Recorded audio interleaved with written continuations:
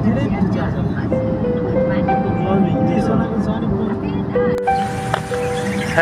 Hello आज चाहिँ हामी धेरै वर्षपछि सँगै दिउँसोको मार्केटतिर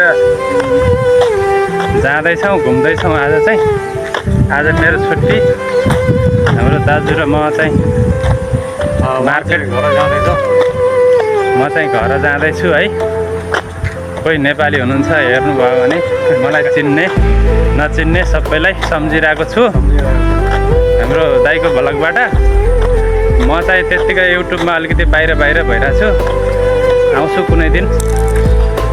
यस्तै छ, हामी चाहिँ यसरी यहाँ यो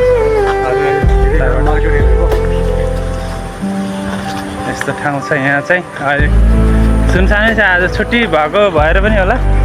फेरि यहाँ सुनसान यसरी भ्लग बनाउँदाखेरि साह्रो हुन्छ।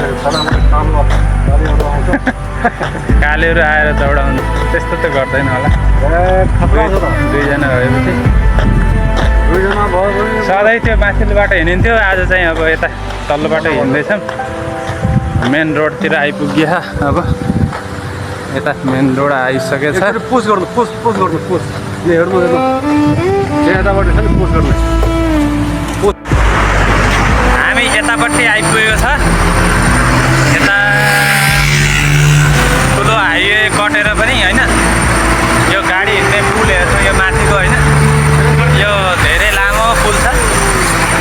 अनि गर्मी पनि भइरहेछ हामीलाई। गर्मी त के गर्नु, यहाँ 1-2 घन्टा यस्तो घाम लाग्छ। घाम लागेपछि फेरि पानी आइहाल्छ। पानी कतिखेर आउँछ थाहै हुन्छ। अब यहाँ चाहिँ ट्याक्क बस्ने ठाउँमा आइपुगेछ हामी। बस पार्क यहाँ ट्याक्क आएर बस रोक्छ होइन। प्रत्येक ठाउँमा बस रोक्ने ठाउँमा चाहिँ यस्तै हुन्छ। यहाँ मलेसियामा राम्रो हुन्छ बस स्टेसन, एकदम क्लिन सफा। हाम्रो नेपाल जस्तो होइन। नेपालमा क्लिन गराउनलाई त अब बालेनले प्रयास गर्दैछ, तर अब के गर्ने, जनताले आन्दोलन गर्दैछन्। कता क्लिन बनाइहाल्छ, कता सफा बनाइहाल्छ, कता विदेश जस्तो बनाइहाल्छ भनेर डराएर जनताहरू आन्दोलनमा छ नेपाल। भूकम्पवासी भएर पनि सुकुम्बासी बन्दै रहेछ। हुकुमवासी भएर पनि सुकुमवासी बनेर नेपालमा बसिरहेछ। अब यहाँ हेर्नु, रोड खोला नाला नजिकहरू त घरै बन्दैनन्। यहाँ चाहिँ घरै हुँदैन, देखिँदैन।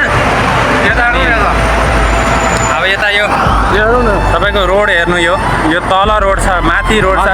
त्यसको उतापट्टि चाहिँ खोला छ एउटा। अनि त्यसको पर कति मिटर पर बल्ल बिल्डिङहरू बन्दैछन् होइन। त्यही खोला तरेर आएको।